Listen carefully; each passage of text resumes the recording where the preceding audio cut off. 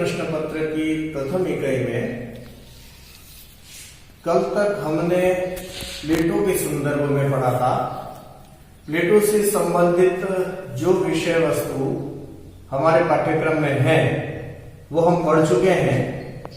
प्लेटो का साम्यवाद, प्लेटो की न्याय व्यवस्था और प्लेटो की शिक्षा योजना से संबंधित सिद्धांत, ये हम पढ़ चुके हैं। आज हमारे पढ़ने का विषय है अरस्तु। तो अरस्तु से संबंधित विभिन्न विचारों को हम जाने, उससे पहले अरस्तु के जीवन के संदर्भ में जानना आवश्यक है। अरस्तु जो एथेंस के महान विचारक माने जाते हैं, मूलतः एथेंस के रहने वाले नहीं थे। इनका जन्म मकदूनिया के तट पर स्टेगिरा नामक स्थान पर हुआ था, जहां पर इनके पिता शाही चिकित्सक थे। बाद में 17 वर्ष की आयु में ये प्लेटो की प्रसिद्धि को सुनकर प्लेटो की अकादमी में प्रवेश लेने के लिए एथेंस आए और वहां पर उन्होंने प्रवेश लिया। और प्रवेश लेने के बाद अगले 20 वर्ष तक, जब तक कि प्लेटो की मृत्यु नहीं हो गई, 347 ईसा पूर्व तक, जबकि प्लेटो की मृत्यु हुई, तब तक ये उसी प्लेटो की अकादमी में रहे और विद्या अध्ययन किया। प्लेटो इनसे बहुत प्रभावित थे और इन्हें अकादमी का मस्तिष्क और शरीरधारी बुद्धिमत्ता के नाम से संबोधित करते थे। इन्हें आशा थी कि प्लेटो के जाने के बाद इन्हें प्लेटो की अकादमी का प्रधान बना दिया जाएगा, किंतु हुआ ऐसा नहीं। प्लेटो के भतीजे को जब उस अकादमी का प्रधान बना दिया गया तो इन्हें निराशा हुई। उसके बाद इन्होंने एथेंस छोड़ा और ये एशिया माइनर चले गए। एशिया माइनर में इन्होंने अकादमी की एक शाखा स्थापित की। यहां अतालियस के राजा हर्मिस की पुत्री, दत्तक पुत्री पिथियास के साथ इनका विवाह हुआ। अरस्तु यहां 3 वर्ष तक आनंद पूर्वक जीवन बिताते रहे और यहां रहते हुए इन्होंने व्यवहारिक राजनीति, अर्थशास्त्र और राजतंत्र का क्रियात्मक अनुभव प्राप्त किया। 342 ईसा पूर्व में अरस्तु को मकदूनिया के शासक फिलिप के द्वारा बुलावा आया, जहां उनके 13 वर्षीय पुत्र सिकंदर को उन्हें पढ़ाने का दायित्व सौंपा गया। अरस्तु सिकंदर के शिक्षक बने और 6 वर्ष तक उन्होंने वहां उसे विद्या अध्ययन करवाया। जब सिकंदर विश्व विजय के लिए निकला तो वो पुनः एथेंस लौट गए और वहां एक स्वतंत्र विचारक के रूप में कार्य करने लगे।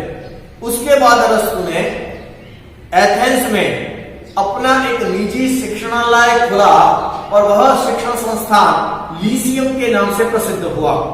तो लीसियम अरस्तु का एक शिक्षण संस्थान था जो उन्होंने एथेंस में स्थापित किया था। वह 12 वर्ष तक उसके प्रधान रहे लीसियम के।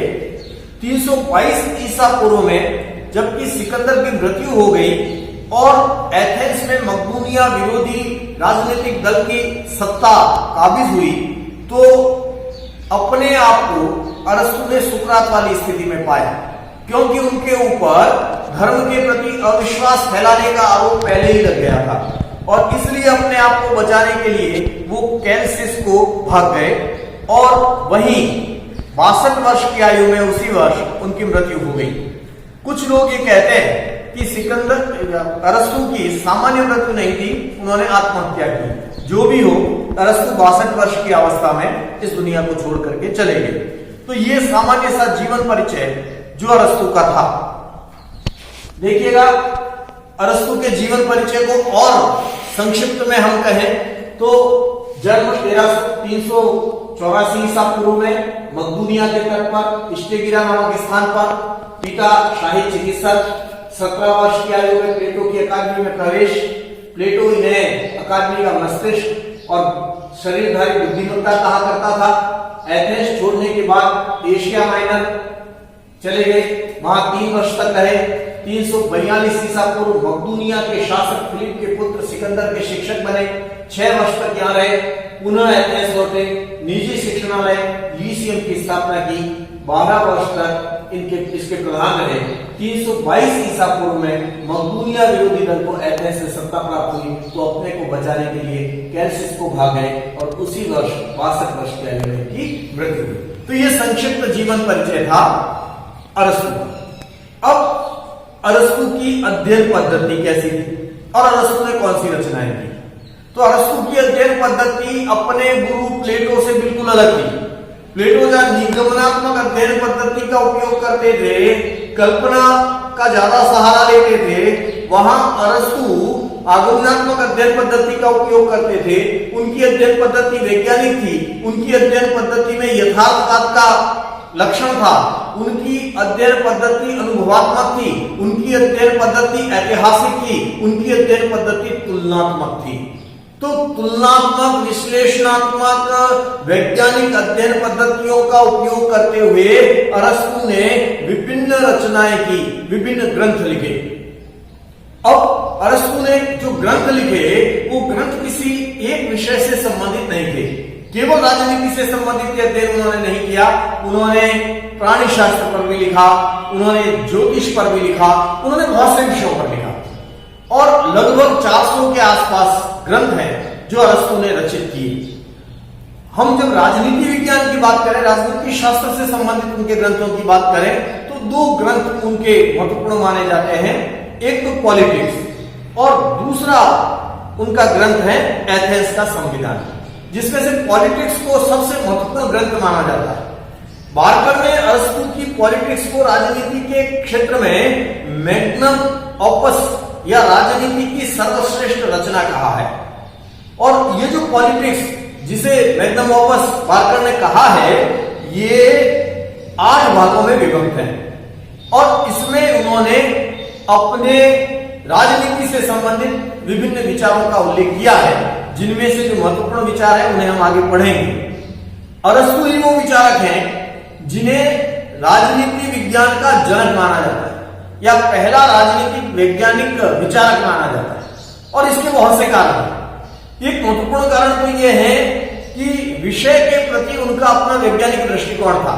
केवल काल्पनिक नहीं, वैज्ञानिक दृष्टिकोण से उन्होंने हमारे राजनीति विज्ञान का अध्ययन किया और पॉलिटिक्स जैसे ग्रंथ की रचना की। दूसरा, राजनीति विज्ञान को एक स्वतंत्र विज्ञान का रूप अरस्तु ने दिया, क्योंकि अरस्तु के काल तक इसे नीति शास्त्र की एक शाखा माना जाता था। राज्य में नीति और नीति ज्यादा महत्वपूर्ण थी, तो नीति शास्त्र की एक शाखा के रूप में राजनीति विज्ञान को समझा जाता था। अरस्तु पहले विचारक हुए जिन्होंने इसे नीति शास्त्र से पृथक करते हुए एक अलग विषय के रूप में मान्यता देने की कोशिश की। ये यथार्थवादी विचारक थे, वैज्ञानिक पद्धति और आगमनात्मक तुलनात्मक पद्धति का इन्होंने सहारा लिया और राज्य के पूर्ण सिद्धांत का क्रमबद्ध निरूपण किया। राज्य की उत्पत्ति से लेकर के राज्य के विकास, राज्य में नागरिकता, राज्य में क्रांति, राज्य के कार्य, राज्य के विभिन्न रूप, यानी पूर्ण एक सिद्धांत जो राज्य का होता है वो देने का कार्य अरस्तु ने किया। इसलिए भी अरस्तु को राजनीति विज्ञान के जनक के रूप में माना जाता है। इन्होंने न केवल राज्य बल्कि सरकार के अंगों का निरूपण किया, कानून की सर्वोच्चता का प्रतिपादन किया और राजनीतिक संस्थाओं को आर्थिक आधार प्रदान करने का कार्य अरस्तु ने किया। इन कारणों से अरस्तु को राजनीति विज्ञान का जनक माना जाता है। अब हम इस इकाई में अरस्तु से संबंधित जिन विचारों को हमें पढ़ना है उनमें पहला विचार है अरस्तु के क्रांति संबंधी विचार। तो थोड़ी सी चर्चा हम उसकी करेंगे। क्रांति, अरस्तु क्रांति किसे कहते हैं और क्रांति का प्रमुख रूप कौन से होते हैं, फिर आगे कारण वगैरह वो उसके अगले अंक में हम देखेंगे। तो हम बात करें अरस्तु ने क्रांति किसे कहा है, जिसे हम सामान्य भाषा में क्रांति कहते हैं, विप्लव कहते हैं, एकदम विद्रोह कहते हैं। केवल वही क्रांति नहीं है। अरस्तु के अनुसार राज्य में, शासन में जो कुछ भी परिवर्तन होता है, छोटा मोटा भी कोई बदलाव होता है या संविधान में जो भी बदलाव होता है वो क्रांति है। अरस्तु ने उसे क्रांति कहा। यानी क्रांति का अभिप्राय राज्य, संविधान और सत्ता में होने वाला प्रत्येक परिवर्तन क्रांति है, ऐसा अरस्तु मानते हैं। अब क्रांति के प्रमुख रूप कौन से होते हैं? तो एक तो पहले से स्थापित किसी शासन व्यवस्था के स्थान पर दूसरी शासन व्यवस्था को स्थापित करना। जैसे जनतंत्र है, जनतंत्र की जगह धनिक तंत्र की स्थापना करना, या धनिक तंत्र है तो धनिक तंत्र की जगह जनतंत्र की स्थापना करना। ये क्रांति का रूप है अरस्तु के अनुसार, पहला। दूसरा वो ये कहते हैं कि आपने शासन व्यवस्था के मूल रूप को नहीं बदला, शासन व्यवस्था का मूल रूप वही रहा, किंतु उसके आधारभूत तत्व की मात्रा में बदलाव कर दिया। जैसे जनतंत्र है, हर जनतंत्र को और अधिक जनतंत्र बनाया और जनतंत्र को कम जनतंत्र बनाया, यानी आपने मताधिकार का विस्तार कर दिया या आपने मताधिकार को सीमित कर दिया। तो ये स्थितियां भी अरस्तु की नजर में क्रांति है। यदि आपने उसके मूल स्वरूप को नहीं बदला पर उसके तत्व की मात्रा में बदलाव कर दिया तो भी अरस्तु कहता है कि वो क्रांति है। और तीसरा, आपने न उसकी मात्रा को बदला, न आपने उसके मूल स्वरूप को बदला, किंतु शासन करने वाले व्यक्तियों को बदल दिया, तो भी क्रांति है। ये तीन स्वरूप क्रांति के अरस्तु मानता है। अरस्तु के क्रांति संबंधी विचारों को हम यदि संक्षेप में देखें तो देखिएगा, राज्य, संविधान या शासन सत्ता में होने वाला प्रत्येक परिवर्तन अरस्तु के अनुसार क्रांति है। फिर इसके प्रमुख रूप, पहले से स्थापित किसी शासन व्यवस्था के स्थान पर दूसरी शासन व्यवस्था स्थापित करना। दूसरा, किसी शासन व्यवस्था के मूल रूप को यथावत रखते हुए उसके आधारभूत तत्व की मात्रा में परिवर्तन करना, जैसा मैंने अभी आपको बताया कि लोकतंत्र कम या ज्यादा हो गया। और तीसरा, शासन व्यवस्था के स्वरूप को अपरिवर्तित रखते हुए शासन करने वाले व्यक्तियों में परिवर्तन करना। यदि इनमें से कुछ भी होता है तो अरस्तु कहता है कि वो क्रांति है।